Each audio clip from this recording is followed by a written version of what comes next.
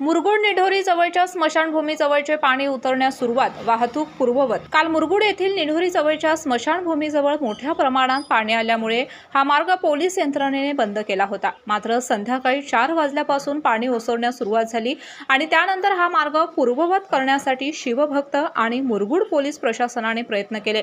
त्यानंतर मोठ्या प्रमाणात अवजड वाहने एका बाजूने लागून राहिली होती, त्यांची वाहतूक सुरू झाली। आज पाणी पातळी पुन्हा कमी आल्यामुळे वाहतूक पूर्ववत चालू झाली असून आदमापूरला गुरुपौर्णिमेनिमित्त येणाऱ्या भाविकांना हा महत्त्वाचा मार्ग समजला जातो।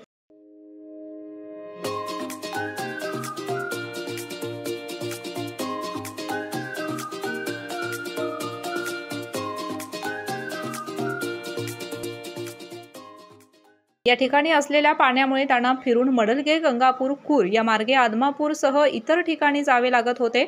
मात्र पाणी उतरल्यामुळे हा मार्ग पूर्ववत चालू झाला आहे।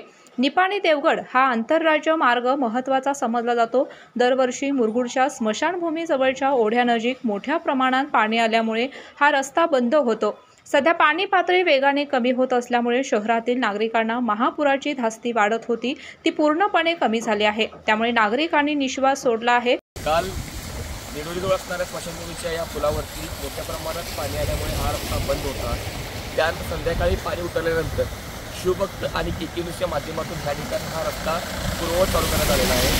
आज या ठिकाणी आदमापूरमध्ये गुरुपौर्णिमेसाठी दर्शनासाठी जाणाऱ्या भाविकांना हा मार्ग खुला असल्याचे आम्ही या न्यूजच्या माध्यमातून कळवत आहोत। त्याचबरोबर हा रस्ता हा अत्यंत महत्त्वाचा रस्ता असून देवगड निपाणी ह्या मार्गावरती हा आंतरराज्य हा मार्ग आहे आणि हा अत्यंत महत्त्वाचा आहे आणि याच ठिकाणी पाणी आल्यामुळे हा रस्ता बंद होता।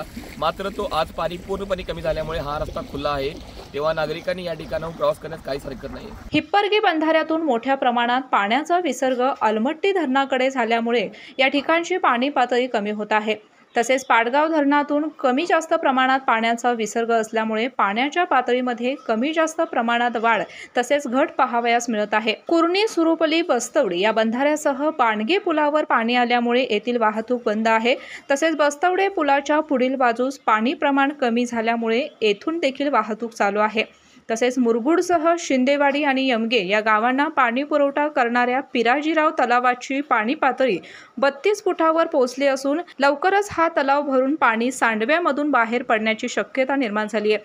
केके न्यूजसाठी कागल प्रतिनिधी ओंकार पोद्दार। अशाच नवनवीन अपडेट पाहण्यासाठी आमच्या केके न्यूज चॅनेलला सबस्क्राईब करा।